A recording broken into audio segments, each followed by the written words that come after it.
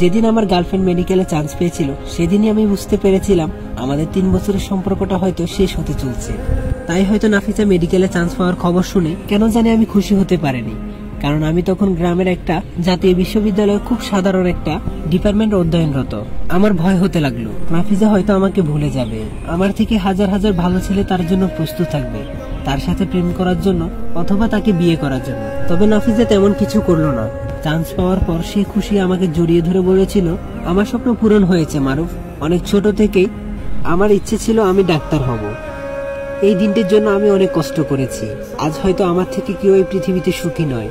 আমি তখন কি বলবো ভেবে পাচ্ছিলাম না। নাফিজা হঠাৎ করে আমার কাছ থেকে নিজেকে সরিয়ে নেয় আর একটু দূরে সরে যায়। আমি বুঝলাম আবেগে সে আমাকে জড়িয়ে ধরেছিল। সেদিনই নাফিজার সাথে আমার শেষ দেখা হবে। কোনোদিনও এটা আমি কল্পনা করতে পারিনি। নাফিজা আমার কাছ থেকে সেদিন চলে যাওয়ার পর তার সাথে কিছুদিন কথা হয় না। একসময় সে তার গন্তব্যে চলে যায়। এই সময়ের মাঝেও তার সাথে দেখা হয়নি, কথাও হয়নি। হয়তোবা চলে যাওয়ার আগে আমার সাথে দেখা করার প্রয়োজন মনে করেনি, তবে আমাকে ফোন দিয়ে 2 মিনিট কথা বলেছিল। এটাই আমার কাছে অনেক কিছু মনে হয়েছিল। অন্তত যাওয়ার আগে আমাকে মনে করে কথা বলেছিল। আমি নাফিজাকে খুব বেশি ফোন দিতাম না, মেসেজও করতাম না খুব একটা। আমি কখনো চাই না আমার কারণে নাফিজার পড়ালেখার কোনো ডিস্টার্ব হোক, কারণ আমি জানতাম মেডিকেলে অনেক পড়াশোনা করতে হয়। তাই ফোন দিয়ে তার মূল্যবান সময়টুকু আমি নষ্ট করতে চাই না। তবে মাঝে মাঝে আমি মেসেজ করতাম, ফোন দিয়ে কথা বলতাম। তখন অনেক ভালো লাগলো। সেও আমার সাথে অনেক মুগ্ধতা নিয়ে কথা বলতো, আমি বুঝতে পারতাম। তবে আমাদের খুব বেশি সময় ধরে কথা হতো না। আগে যেমন আমরা ঘন্টার পর ঘন্টা কথা বলতাম, কেউ ভুলেও কখনো ফোন রাখতে চাইতাম না। এমনও রাত গিয়েছে যে রাতে আমরা দুজন না ঘুমিয়ে কাটিয়ে দিয়েছিলাম। কিন্তু এখন 10 মিনিট কথা বলতেই নাফিজা ফোন রেখে দিতে চায়। আমি যখনই বলতাম এতদিন পর আমাদের কথা হয়, তারপরে এত কম সময় কথা বলে তোমার ভালো লাগে, তখন সে বলল কিছু করার নেই।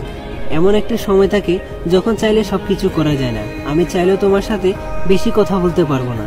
আমিও তার কথাগুলো বোকার মতো বিশ্বাস করতাম। ভাবতাম হয়তো হোস্টেলে থাকে, সেজন্য ফোনে কথা বলতে সমস্যা। আর সেও তো বড় আপুদের সাথে রুম শেয়ার করে থাকে, তাই কম কথা বলে সন্তুষ্টি থাকতাম। এভাবে খুব ভালো চলছিল আমাদের দিনগুলো। প্রায় 6 মাস খুব ভালোভাবে গেল। আমি যা ভেবেছিলাম তাই হয়নি। নাফিজা এখনো আমাকে আগের মতোই ভালোবাসে। কিন্তু একদিন হঠাৎ করে দেখলাম নাফিজা তার ফেসবুক আইডিতে কয়েকটা ছেলে আর মেয়ের সাথে একসাথে দাঁড়িয়ে কিছু পিক আপলোড করেছে। তখন আমার বুকের ভেতরটাতে একটু ব্যথা অনুভব করলাম। যে মেয়েটা নিজের পিক ফেসবুকে কখনো আপলোড দিত না, আজ সেই মেয়েটা খুব সুন্দর করে সাজগোজ করে ফেসবুকে পিক আপলোড করছে। ভাবলাম নাফিজাকে একবার জিজ্ঞেস করি কেন সে আমার অনুমতি না নিয়ে নিজের পিক ফেসবুকে দিল। অন্তত আমাকে হয়তো জিজ্ঞেস করা উচিত ছিল। সে তো কোনো কিছু করার আগে অন্তত আমার কাছে বলে। কিন্তু আবার মনে হলো এটাতে হয়তো সে রাগ করতে পারে, কষ্ট পেতে পারে, তাই আর এই বিষয় নিয়ে মাথা ঘামালাম না। আসলে আমাদের ছেলেদের ভালোবাসাটাই এমন, আমরা কখনো প্রিয় মানুষের কোনো জিনিস অন্য কারোর সাথে সহ্য করতে পারি না। কিন্তু হঠাৎ একদিন আমি এমন কিছু দেখি, আমি হঠাৎ দেখতে পেলাম নাফিজা কিছু ছেলেদের সাথে খুব কাছাকাছি ছবি তুলে, তাও আবার সেটা ফেসবুকে আপলোড করে। তখন এটা দেখে আমার কেন জানি সহ্য হলো না। আমি যাকে ভালোবাসি সে অন্য কোনো ছেলের সাথে এত কাছাকাছি থাকবে? তার কিসের এত সম্পর্ক ছেলেদের সাথে? নিজের কাছে এসব প্রশ্ন উত্তর খুঁজতে থাকলাম আমি। আমার খুব খারাপ লাগতো যখন দেখতাম নাফিজা কোনো ছেলের কাঁধে হাত রেখে ছবি তুলতো। আমি নাফিজাকে ফোন দিই, কিন্তু সে ফোন ধরতো না। 2 দিন পর যখন সে ফোন ধরলো, তখন আমি তাকে প্রথম যে কথাটা বলি সেটা হলো, তুমি আর তোমার ছেলে বন্ধুদের সাথে ঘুরবে না। আমার অনেক খারাপ লাগে, তোমাকে অন্য কোনো ছেলের পাশে আমি দেখলে আমি তা সহ্য করতে পারিনি। কিন্তু নাফিজা আমার কথা অনেক রাগ করে ফেলে, আমাকে অনেক কথা শোনায়, যে কথাগুলো প্রমাণ করে দিয়ে সে আমার সাথে থাকতে চায় না। নাফিজা তখন আমাকে বলল, তুমি আমাকে না করার কে? আমার জীবন আমি বুঝবো, আমার জীবনে যেভাবে ইচ্ছা যার সাথে ইচ্ছা আমি তার সাথে ঘুরবো। তুমি আমাকে না করার কে? যেখানে আমার বাবা মা আমার স্বাধীনতা নিয়ে কোনো হস্তক্ষেপ করে না, আর সেখানে তুমি এইসব বলার কে? আমি যেসব ছেলেদের সাথে ঘুরে বেড়াই তাদের যোগ্যতা স্ট্যাটাস তোমার থেকে অনেক উপরে, তুমি এখনো আপডেট হতে পারোনি।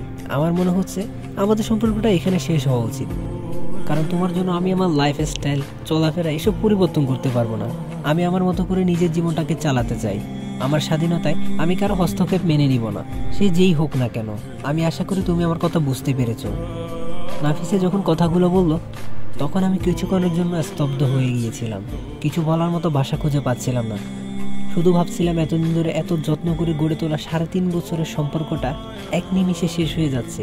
বিশ্বাস হচ্ছিল না আমার, কতটা ছলনাময়ী হলো এভাবে বদলে যেতে পারে। সে শুধু আমাকে ছেড়ে দেওয়ার কারণ খুঁজছিল, আর আমি আজকে যে কথাগুলো বলার পর সে তার কারণ খুঁজে পেল। তাই আজ হয়তোবা আমাদের সম্পর্কটা এইখানে শেষ হয়ে যাচ্ছে। তাই আমি সব কথা বাদ দিয়ে নাফিজাকে তখন বললাম, যেদিন তুমি মেডিকেলে চান্স পেয়েছিলে সেদিন আমি বুঝতে পেরেছিলাম তোমার সাথে আমার রিলেশনটা টিকবে না। লাস্ট 6 মাসে আমি সবসময় তোমাকে ফোন দিয়েছি, তোমার খোঁজ নিয়েছি। তুমি কখনো নিজ থেকে আমাকে কল করোনি, কখনো আমাকে মনেও করোনি যে একজন মানুষ তোমাকে অনেক ভালোবাসে। যে মানুষটা তোমার ফোন পেলে কতটা খুশি হয় সেটা হয়তো তুমি বুঝেও বুঝতে পারবে না। তুমি ভালো করে জানতে আমি তোমাকে অন্য কোনো ছেলের সাথে সহ্য করতে পারি না।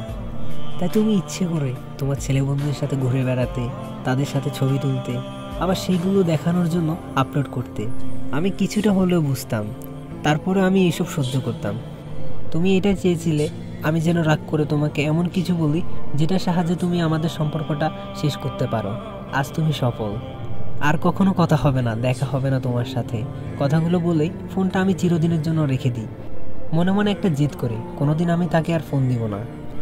আমি ভেবেছিলাম আমাদের পাহাড় সমান অভিমানগুলো ভুলে গিয়ে আবার আমরা কথা বলবো, দেখা করব, কিন্তু না, এমনটা হয়নি। তো গাইস, যারা যারা ফুল পার্টটা দেখতে চান তারা MS cartoon story unlimited YouTube channel থেকে দেখে নেবেন বা সাবস্ক্রাইব করে রাখবেন। ওইখানে গল্পটি আপলোড করা হবে, তো সবাই দেখে নেবেন। তো চলুন আবার গল্পে ফিরে যায়। সেই দিনের পর থেকে নাফিজার জন্য অনেকটা দিন আমি খুব অভিমান ভরা ভালোবাসা নিয়ে অপেক্ষা করেছিলাম। নাফিজা আমাকে ফোন দিবে, সব কিছু ভুলে আবার আমাকে আপন করে নেবে, কিন্তু সে এমন করেনি। আমিও নিজ থেকে তাকে আর ফোন দেইনি। আমারও ইগো জিনিসটা তার থেকে কম ছিল না। আমি জানি না তাকে কল দিয়ে তার সাথে কথা বলে সব কিছু আগের মতো হয়ে যেত কিনা, কিন্তু আমার ভিতরের ইগোটা আমাকে করতে দেয়নি। আমার ভিতরের সত্তাটা সবসময় শুধু একটা কথা বলেছে, যে মানুষটা তোকে চায় না, যেই মানুষটা তুই অভিমান করলে তোর অভিমান ভাঙায় না, যে মানুষটা তোর ভালোবাসার শাসনগুলোতে বিরক্ত খুঁজে পায়, সেই মানুষটার সাথে তুই নিজেকে কখনো সুখী দেখতে পারবি না। তবুও যদি নাফিজা একটাবার আমাকে বলতো আমি তোমাকে অনেক ভালোবাসি, চলো সব কিছু আমরা ভুলে যাই, তাহলে হয়তো আমি সব কিছু ভুলে তাকে পরম আদরে বুকে জড়িয়ে নিতাম। কিন্তু সে আমার সাথে আর কোনো যোগাযোগ করেনি তার কিছুদিন পরে।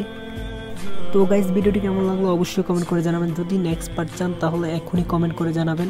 আর আমাদের ইউটিউব চ্যানেলে অবশ্যই ফুল পার্টটা দেওয়া থাকবে।